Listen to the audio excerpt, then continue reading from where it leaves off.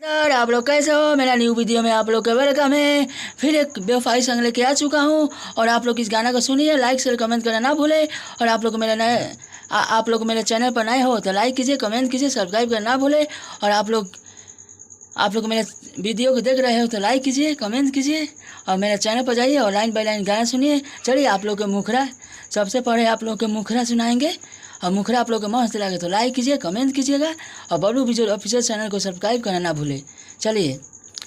पहले से जान दिलावा लगा के, अब सबसे पहले मुखरा सुनाते हैं आप लोग का। और मुखरा है, पहले से जान दिलावा लगा के, जात बारू ससुरा दिलावा दुखा के। यहाँ 2 बार गाना है, इस लाइन को 2 बार गाना है, इस लाइन को 2 बार गाना है। पहले से जान दिलावा लगा के, जात बारू ससुरा दिलावा दुखा के। लागता कि होई अब खतरा हो। यहाँ तानना है आवाज़ को। लागता कि होई अब खतरा हो। सवर की रे पतर की रे, काम नहीं आई तहर भतर हो। पतर की रे सवर की रे, काम नहीं आई तहर भतर हो। यहाँ 2 बार गाना है। पतर की रे सवर की रे, काम नहीं आई तहर भतर हो। चलिए अंतरा सुनाते हैं। अंतरा आप लोग को सुनिए। अंतरा के भी यहाँ 2 बार गाना है। अंतरा 1 है, यहाँ अंतरा का 2 बार गाना है आप लोग का। जो भाई के मेरा सॉन्ग को चाहिए तो मोबाइल नंबर दिए हैं, मोबाइल नंबर पर फ़ोन कीजिए और आप लोग गाना लिखवाइए और गाइए। कैसे भूला जाई तहरा के जान हो। लोगवा तो जानत बावे हमनी के प्यार हो। यहाँ भी 2 बार गाना है। कैसे भूला जाई तहरा के जान हो। लोगवा तो जानत बावे हमनी के प्यार हो। जातारू मनावा झोला के लगा के हो।